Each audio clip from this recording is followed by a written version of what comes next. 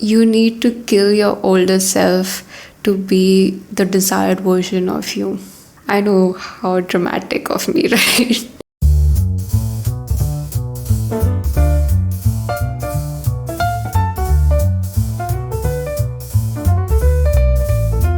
Welcome to the Geek Chic podcast. I'm your host, Roshni. Here I exchange ideas and thoughts. This episode is going to be a little raw, so I hope you bear with me and let's get into it. Today I want to talk about an eye-opening experience that I had recently. I was chatting with a friend of mine. We have known each other for a few years now, but I wouldn't say we are very close or anything. He told me that I tend to bring my past a lot. I talk about all the things that I was denied until my late 20s. I know it didn't came from a place of judgment. He just told me whatever he observed. This kind of stuck to me. He also said he also had his fair share of struggles, but he never mentions those things. And it is true because I didn't know a lot of things that he was going through because he never mentioned, right? He told me that he wants to live in the present and move forward, and he doesn't want to dwell a lot in the past. And he also encouraged me to do the same. Honestly, I was quite embarrassed when he pointed it out that I bring up my past a lot. At first, honestly, I was quite embarrassed. I thought, oh my god, is this how people perceive me? Am I constantly justifying my life and my life choices to others? And then it hit me. Yes, I tend to overshare. I try to explain my why when it's not even necessary. I realized I still carry this need of justifying and proving myself. For example, when someone compliments me about my physique, I tend to tell them oh, I used to be overweight and I put in a lot of effort to be the current version. And honestly, no one gives a damn. They are interacting with the present version of me. They shouldn't care about how I was in the past. They don't even want to know how I was in the past, right? I mean, they are meeting the current version of me, not the old one. So why do I even bring that up, right? And this reminds me of the book Atomic Habits. So in the book as well, it has mentioned a lot of times that we shouldn't stick to our past or dwell in a past.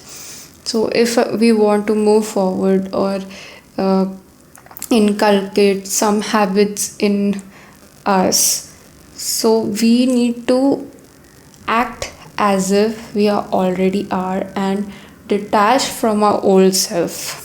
So for example, if you want to stop smoking, you wouldn't say, I am trying to stop smoking. Instead, you should say and believe that you are not a smoker. And that's when it will push you to stop smoking altogether.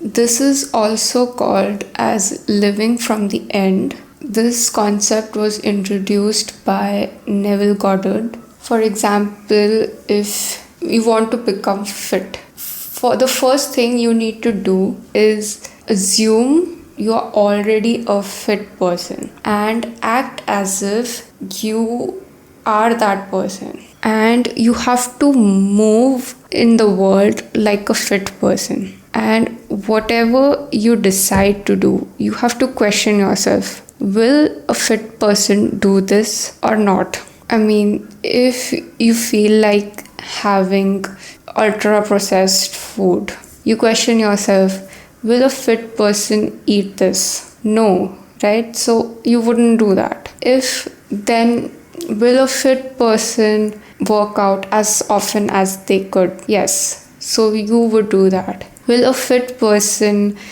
go for regular checkups? Yes. So you would do that. So basically, again, you have to detach yourself from the older identity and attach to the identity which you want people to perceive or you want to become. That's how you move forward in life. And my friend made me realize all of these concepts that I had already known for so long.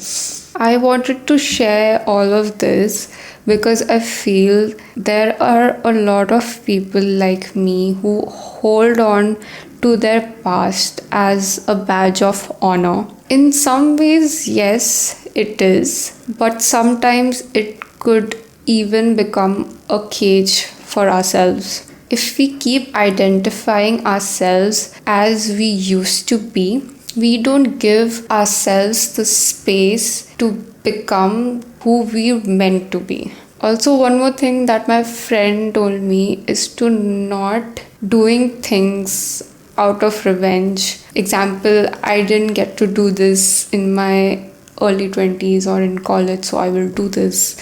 Even though maybe now I actually don't like it, but I'm just doing it out of spite.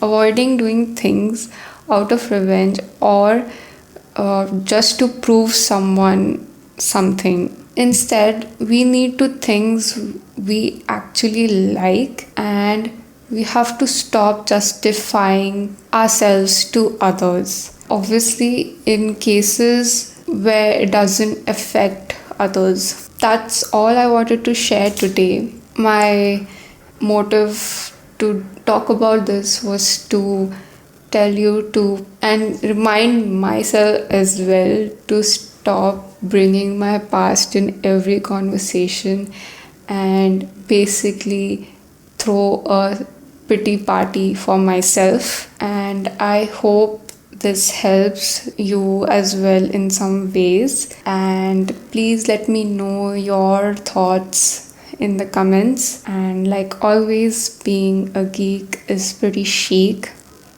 Good luck.